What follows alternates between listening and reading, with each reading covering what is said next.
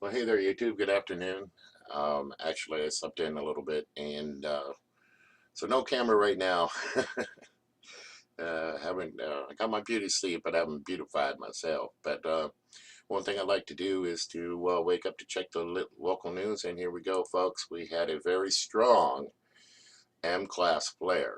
I believe it was M6.4. I believe. Let's see, 6.5. Uh, Very bright flare. Solarham is pointing out. But the one thing that is associated with this is a lot of noise. Okay, a lot of interference that can result from this particular eruption. So it was really, really, really loud. It's one thing that we're going to have to watch out for interference. It was off the eastern limb. Most of the energy is slated to miss us. Here's your report here. Now remember, none of these flares are beta gamma delta that are erupting. Not even the one that was X flare. The one that X1 was a beta delta. And so I decided, okay, let's go over here to the earthquake map. And I'm right here at, this is the coast of Chile. And this is the same or similar situation that we saw going on in La Habra. We still see those earthquakes happening in California where we're getting these swarmings. And this is why I am asking folks to maybe point out that this could be weapons related rather than, I mean, I could see this is on a fault line. Now in Chile, I don't know if you know much about the fault line right here. This is well known for very strong earthquakes, okay? Very well known for 8.0. So that's why, I'm not out there instantly, oh my gosh, it's an 8.0. Oh my gosh, there's a tsunami warnings. Oh my gosh, because this area is prone to those large earthquakes. Why? Because it's a subduction zone where the plates go underneath another plate, and there's multiple layers of plates here. And before it arches on down to the mantle. And I wanted again to point out the depths. Now there's either something wrong uh, with their reporting, or there's something very wrong with the crust here, which is could be breaking up all in one area, or it's weapons related.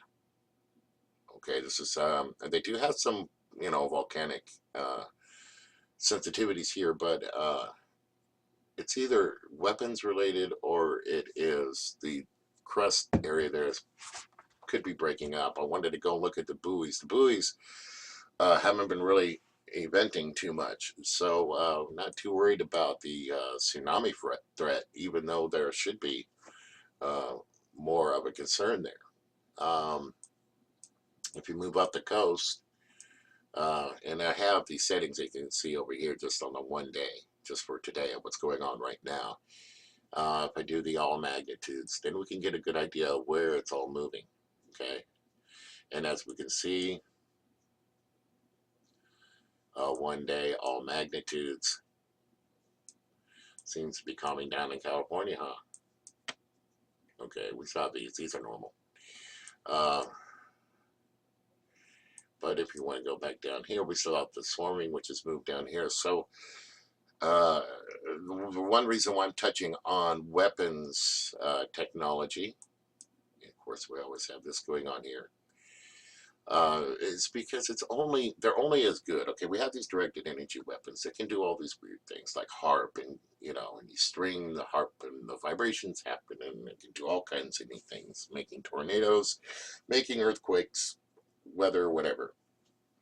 But they're only as good as their scientists that can use them. In other words, where's a good place to hit with an earthquake, or where's a good place to do this or that? Looks like we just had another good one down in the Solomon Islands. Um, but they're only as good as the scientists that are using them, and how to use them, and where and what and why.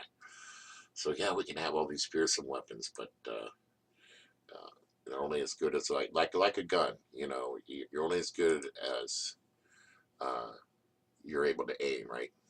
So with that being said, the that's where the moderate M flare came from, was right over there by 2027. The The mixing doesn't even look complex. So this is why I'm pointing this out. We're getting some of these stronger flares without a lot of the potential mixing. Uh, we did have a little bit of warning from suspicious observer to watch this. I was more interested in 221 and 222. And we'll still see what happens with 221 as it departs. Let's see, what else was I going to wrap up with today? Um, this right here is uh, what a lot of people don't understand. What's going on in America today. There's so many construction fires. Okay, this happened downtown Des Moines here, and it was called the Yonkers Building. It was a medium-rise building that caught on fire and collapsed. The only thing left was their famous tea room. I don't know how how that piece survived, but three other high-rise buildings around it also were heavily damaged by this fire. It raged all night long. It took them 2 days afterwards to get back in there to take a look at it. They know it's arson.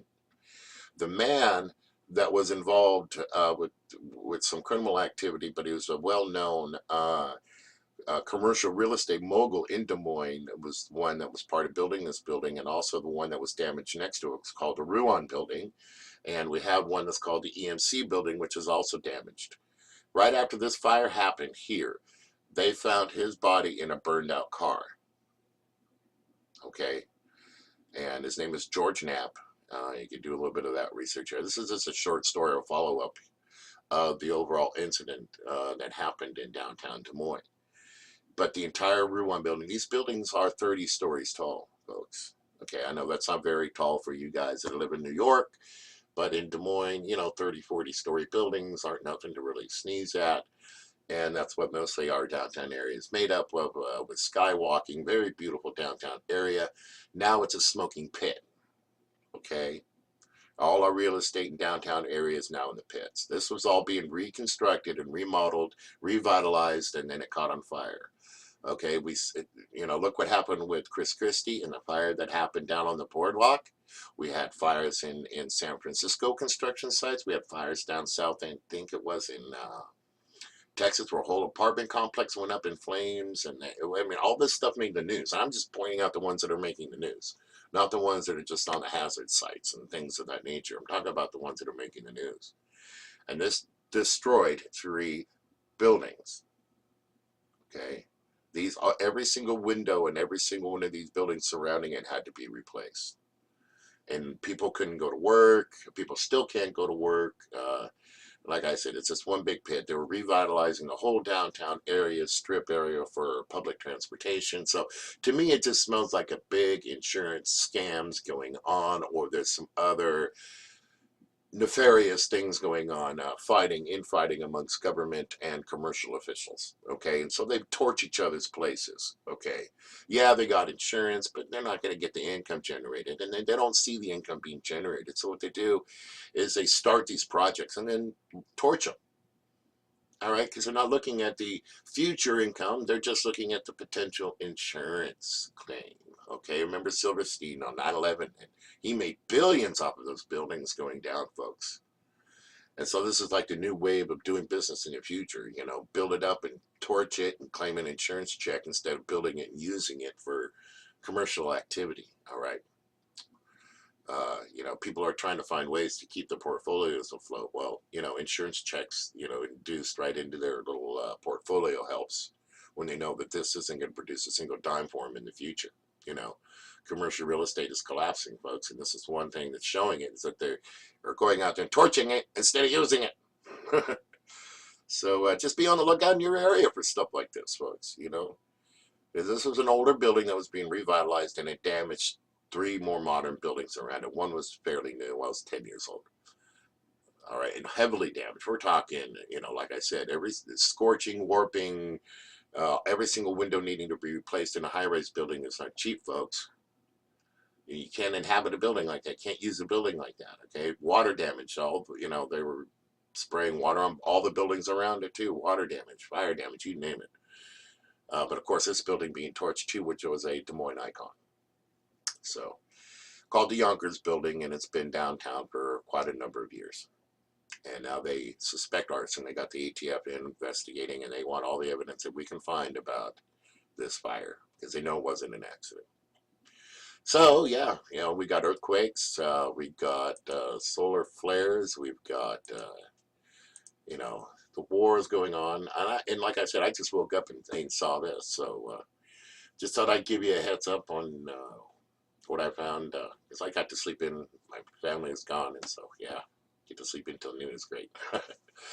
Well, I hope you guys are staying sharp though. Love you all. God bless. Say your prayers for your family. Very important.